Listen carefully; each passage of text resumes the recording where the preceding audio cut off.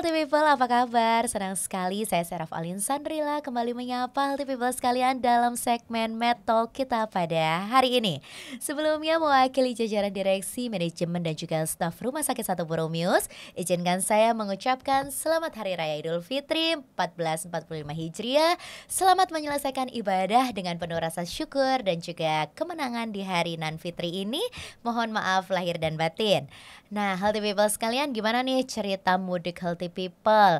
Capek, senang, pasti macam-macam ya. Ada ceritanya ketemu sanak keluarga, ketemu teman lama, ketemu saudara-saudara, dan tentunya merasakan makanan khas Lebaran yang udah ditunggu-tunggu selama 1 tahun gitu ya. Oke, walaupun ada di antara kita yang pasti capek karena mudik Lebaran yang mungkin jauh, mudiknya bisa keluar kota, bisa antar provinsi, bahkan antar pulau, itu pasti memang butuh stamina yang sehat banget ya gitu. Dan hari ini kita akan diskusi bersama tentang kesehatan pasca Lebaran, Healthy People. Setelah sekian lama melakukan aktivitas dan yang cukup banyak juga dalam perjalanan maupun aktivitas-aktivitas selama hari raya kemarin. Nah, apakah itu terkontrol atau tidak? Kita mau ngobrol dan diskusi langsung ya di sini dengan narasumber kita, dengan Dokter Chafia. Halo dokter. Halo, selamat siang. Selamat siang. Sehat dok? Sehat. Gimana kabarnya? Mudik aman? Nggak mudik kebetulan. Nggak mudik ya. Iya, Di Bandung aja di Bandung ya. aja. Jaga dok. Enggak jaga ya, tapi di Bandung aja ya. Oke. Nih dok, kita akan bahas terkait dengan kesehatan pasca Lebaran. Tentunya kan kemarin kita sudah menikmati makanan-makanan Lebaran nih. Ada opor, ada rendang, ketupat, segala macam kita makan. Terus kita juga kan pasti capek ya, ada capeknya juga, perjalanan cukup jauh. Nah, ini kita mau bahas sedikit ya dok ya terkait dengan itu. Kira-kira nih dok, ada nggak sih resiko-resiko kesehatan yang cenderung meningkat setelah adanya libur Lebaran ini? Biasanya sih kalau habis Lebaran gini kan banyaknya makannya yang tadi disebutin ya, opor, rendang gitu ya, bersantan, berminyak. Otomatis yang biasanya naik itu resikonya stroke, darah tinggi, kencing manis, sakit jantung, serangan jantung. Oh gitu ya? Iya. Itu terhadap hal-hal yang memang kita konsumsi begitu ya dok ya. Iya. Jadi itu resiko-resikonya yang bisa saja terjadi kalau memang kita tidak antisipasi dengan baik. Nah, kira-kira cara mengantisipasinya itu apa dok? Setelah kita melakukan aktivitas Lebaran yang cukup padat itu, gimana sih caranya? Baiknya sih di screening ya, maksudnya kita cek nih setelah habis Lebaran ini kan makannya nggak kontrol tuh, segala dimakan terutama yang berminyak, bersantan gitu, terus yang kue manis-manis. Nah kita cek setelah Lebaran ini. Soalnya kadang-kadang juga kayak gula darah yang tinggi gitu ya naik, terus kolesterol yang tinggi itu nggak ada gejalanya. Oh gitu ya dok ya, maksudnya kita nggak kerasa gitu dok? Kadang nggak kerasa gitu ya? Kan banyak yang ngomong itu biasanya sakit kepala atau misalnya pusing, pundaknya sakit, pegel. Tapi banyak juga yang kebanyakan malah nggak ada kerasa apa-apa, tapi sebenarnya itu sudah tinggi gitu, sudah bermasalah. Oke. Jadi sebaiknya dilakukan screening. Nah screeningnya tuh mungkin melalui medical check up gitu ya dok ya. Nah kira-kira waktu yang tepat itu kapan ya dok ya? Segera, lebih cepat lebih baik. Oke. Jadi pulang dari Lebaran langsung gitu. Pulang dari mudik langsung gitu cepet-cepet. Ya dok ya. Cepet-cepet ya biar tahu, karena kan kita nggak bisa tahu juga ya kolesterol kita berapa kan gitu ya kalau memang tidak dilakukan pemeriksaan. Oke. Jadi kira-kira jenis tes apa saja sih yang bisa menunjang pemeriksaan yang untuk dilakukan setelah Lebaran ini? Banyak sih, banyak macamnya. Kalau untuk di Boromius sendiri kan banyak paket-paket nih gitu. Yang biasanya sudah tercakup semua sih. Ada untuk pemeriksaan gula darah puasa, 2 jam setelah puasa, itu untuk yang kencing manis ya. Screening untuk kolesterol itu biasanya profil lipid ada semua tuh, kolesterol total, LDL, HDL, trigliserid itu terperiksakan lengkap gitu. Cukup lengkap. Terus untuk darah tinggi juga kan pasti terperiksakan tuh saat medical check up. Terus kalau misalnya mau yang lengkap banget ya kita memang ada paket khusus nih, khusus buat screening jantung, screening stroke, itu ada paketnya lagi khusus gitu. Baik, jadi memang kalau Rumah Sakit Satu Borobudur sendiri itu sudah menyiapkan paket-paket medical check up yang tentu sesuai untuk healthy people sekalian yang setelah selesai lebaran nih, habis mudik gitu ya. Nah, healthy people kalau mau medical check up di Rumah Sakit Satu Borobudur bisa juga ya dok ya? Oh, bisa banget. Langsung ya. Iya, healthy people bisa langsung melakukan pendaftaran di klinik medical check up di nomor 022 255 2069 atau 2070. Oke, kita lanjut lagi nih dok. Nah, kira-kira setelah kita melakukan screening medical check up tersebut gitu ya dok ya, kan itu pasti dirasa penting banget ya dok ya. Kenapa sih itu sampai penting banget itu dok? Karena kan kita tahu nih risikonya. Nah, pencegahannya tuh pasti nanti sama dokter itu dikasih advice ya. Nih baiknya begini ada tuh. Misalnya gula darahnya tinggi udah ketahuan atau kolesterolnya tinggi, dapat obat-obatan, apakah harus dijaga makannya atau harus olahraga, seperti itu kan ada next stepnya gitu. Ya, atau jadi harus pasti konsul, ada langkah gitu. Jadi ada langkah-langkah selanjutnya setelah kita mengetahui nih hasilnya seperti apa, dan pasti dokter nggak mungkin tidak menyarankan ya, tidak merekomendasikan hal-hal apa saja sih yang jadi kontrol kita gitu ya dok ya. Iya. Oke, nah kita flashback lagi nih di masa libur lebaran ya dok ya. Kira-kira gimana sih cara mengetahui apakah tubuh itu telah terpengaruh terhadap pola makan atau aktivitas selama masa libur lebaran? Biasanya sih yang paling kelihatan ya selama libur lebaran, kalau tidak terkontrol otomatis berat badannya naik. Ya itu kelihatan banget gitu. Itu terus ya sisanya sih agak sulit ya. Itu yang makanya kenapa pentingnya medical check up tuh di situ. Oke. Karena yang lain-lain tuh ya syukur-syukur ada gejala. Kalau udah ada gejala kayak misalnya pusing atau sakit pundak, nah ya itu tanda bahwa wah ini udah ada masalah nih. Tapi kalau yang nggak ada gejala, silent gitu, tahu-tahu tiba-tiba udah kena aja sakitnya gitu kan, itu lebih berbahaya lagi. Oke, ya kadang tuh mungkin karena euforianya itu ya dok ya, kita ketemu saudara jadi udahlah nggak apa-apa, ini mah paling kecapean gitu, padahal mungkin badannya tuh udah ngasih signal gitu ya dok ya. Kira-kira boleh nggak sih dok mungkin dibantu ada beberapa informasi tanda-tanda yang atau signal yang kita harus waspadai ketika libur lebaran itu, ada signal apa kayaknya ada yang nggak beres nih sama badan kita, itu contohnya apa sih dok? Kalau misalnya ke arah, kan yang itu yang tadi saya bilang kan takutnya satu serangan jantung, yang kedua syaraf, yang ketiga jangan-jangan nih gula darahnya melonjak tinggi ke arah diabetes gitu, otomatis gejala-gejalanya ke arah sakit tersebut. Jadi kalau misalnya yang harus diperhatikan gitu, kalau untuk stroke ada nggak kelemahan badan sebelah gitu. Oke, sebelah badan kanan atau kiri mendadak begitu. Secara mendadak. Mendadak. Nah, itu satu.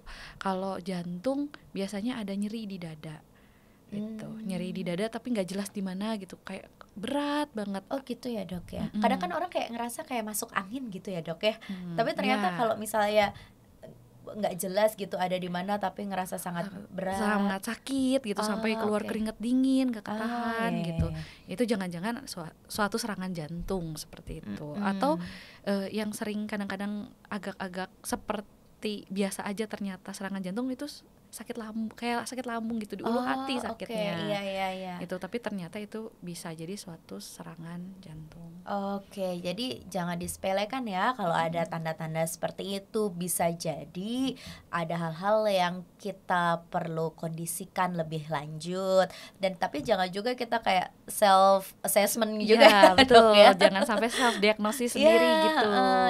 Apakah jangan-jangan ini, jangan-jangan saya apa gitu ya, ternyata Ya, belum tentu juga gitu. betul. Oke dok, thank you banget nih sudah dikasih informasi yang cukup lengkap terkait dengan medical check up di pasca lebaran ini. Oke, nah dok, ini tuh ada beberapa pertanyaan terkait dengan mitos fakta. Barangkali teman-teman di rumah, healthy people yang ada di rumah juga pasti pengen tahu banyak nih terkait dengan ini. Jadi sebenarnya mitos atau fakta gitu ya, kita jawab ya dok ya. Medical check up hanya perlu dilakukan jika kita merasa sakit. Nah, itu mitos. Oh Karena mitos ya dok ya? iya, Kan medical check up ya? iya Kan kan check up. medical check up itu suatu screening. Jadi Oh, sebelum oke. kita merasakan sesuatu, lebih Mm-mm. baik kita medical check up dulu. Kalau misalnya sudah merasa sesuatu, itu sih berobat ke dokter namanya. Oh iya benar juga ya. Iya benar-benar. Oke. Jadi memang itu mitos ya dok ya. Iya, Jangan sampai sakit dulu. Makanya iya, that's why medical check up itu dilakukan oleh ya yang sehat ya. iya, Relatif harus tidak ada iya. gejala gitu ya dok ya. Biasanya orang yang sehat yang di medical check up gitu. Oke. Tapi belum tentu juga ya ketika medical check up itu hasilnya baik-baik saja. Belum tentu. Makanya harus diperiksa ya Iya, dok. betul. Oke, lalu dok, mitos atau fakta, medical check up dapat memberikan informasi tentang kesehatan secara keseluruhan. Gimana ya jawabnya, itu mitos atau fakta ya? Sebenarnya tergantung, karena kan medical check up Oke. sendiri kan banyak jenisnya ya, banyak Mm-mm. paketnya gitu. Mau ambil yang mana? Kalau ngambil yang paket yang standar-standar, ya otomatis diketahuinya hanya sebagian itu saja gitu ya. Oke. Risiko yang minimal begitu Iya, biasanya. betul. Tapi yang lengkap juga ada gitu. Kalau misalnya mau keseluruhan ya ambilnya yang lengkap banget gitu. Ya benar-benar. Jadi memang kebutuhan kita apa gitu ya dok ya. Nanti itu dicek. Nah apakah itu kalau sebenarnya kalau medical check up tapi hasilnya tuh cukup mewakili ya dok ya. Ya. Terhadap apa yang ada dalam tubuh kita gitu ya dok ya. Hanya saja kalau memang mau rinci ya kita harus lakukan pemeriksaannya juga lebih detail begitu. Semakin banyak semakin banyak jenis pemeriksaannya, kan itu banyak penunjangnya ya yang kita ini kan ya, ada cek lab, ada yang cek seperti sampai CT scan gitu, Iya, ada betul. yang sampai perlu MRI gitu, ada yang sampai CT angiografi, ya itu banyak banget kan. Nah kalau semakin detail ya semakin tahulah masalahnya apa gitu. Oke, iya. Tapi kalau di Boromeo sendiri misalnya tadi kan ada dokter sampaikan juga resikonya tuh salah satunya serangan jantung. Kalau di Boromeo sendiri ada ya dok ya paket medical check up untuk Serangan pencegahan jantung ya? Ada. Oh ada ya, stroke Ada. juga ada ya dok ya? Ada. Wah, jadi nggak salah nih healthy people. Kalau memang mau cek secara lengkap itu bisa langsung ke Rumah Sakit Santo Borromeus di klinik medical check up-nya. Itu kalau healthy people datang ke Rumah Sakit Santo Borromeus tuh tempatnya keren banget ya, nyaman banget gitu. Iya. Iya, pendaftarannya bisa langsung by phone juga ke nomor 022 255 2069 atau 022 255 2070. Oke, kita lanjut ya dok ya. Mitos atau fakta, medical check up membantu menilai risiko penyakit. Betul, fakta. Fakta. Iya. Jadi kita bisa deteksi di situ ya dok ya. Iya, jadi kan itu tadi tujuannya adalah screening itu ya kata lainnya deteksi dini. Oke. Ya, jadi sedari awal tuh kita udah tahu nih sebelum kejadian sakitnya kita udah tahu ini itu beresiko, kan risiko ada risiko rendah, ada risiko menengah, ada risiko tinggi nih. Kalau kita udah tahu risiko tinggi ya harus jaga-jaga sebelum nantinya beneran jadi sakit gitu. Oke. Kalau medical check up itu ada kontrol juga, konsultasi juga ke dokter spesialis gitu nggak sih dok? Ada.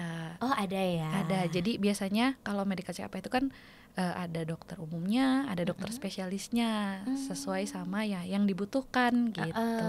Oke. Jadi lengkap. Jadi memang medical check up itu penting ya. Tapi kalau memang kita lihat ya, medical check up ini cukup mahal gitu ya dok ya.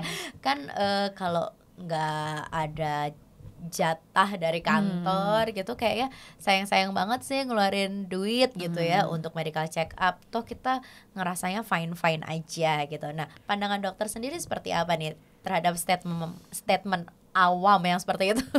Lebih mahal mana ngobatinnya dibanding medical check up-nya? Lebih mahal ngobatinnya. Lebih mahal ngobatin, benar-benar. Amit-amit kalau udah kena serangan jantung, untuk pasang ring aja juga berapa harganya. Iya, betul gitu. banget sih itu healthy people. Jadi memang pencegahan itu jauh lebih baik daripada pengobatan, dan salah satu upaya preventifnya itu ya memang melalui medical check up itu ya dok ya. Iya.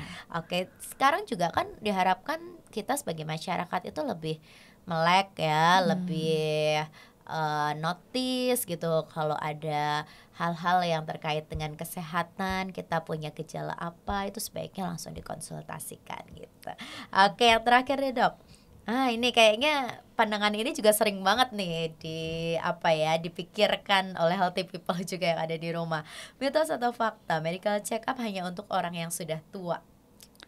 Itu mitos Iya, besar ya dok. Iya, mitos karena orang muda aja juga bisa gitu sangat ya, dok, bisa untuk terkena risiko, maksudnya muda tapi dia berisiko tinggi kan, makanya perlu gitu untuk medical check up, dicek nih ini ada nggak saya resiko ke arah situ, dan pencegahannya bisa lebih dini kalau usia muda. Kalau usia tua kan lebih susah ya kita untuk mencegahnya ya.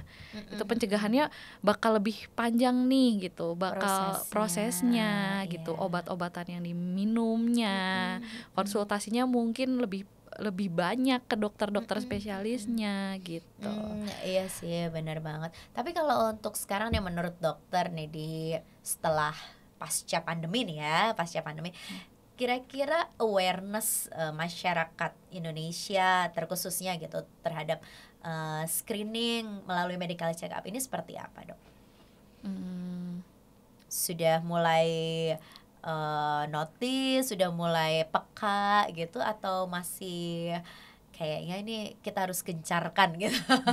Menurut dokter gimana? Agak berkurang mungkin ya kalau dibanding mungkin kan ke waktu pas COVID kan, wah saya takut nih nanti begini-begini kan, kalau misalnya kena COVID gimana gitu, makanya harus digencarin lagi gitu.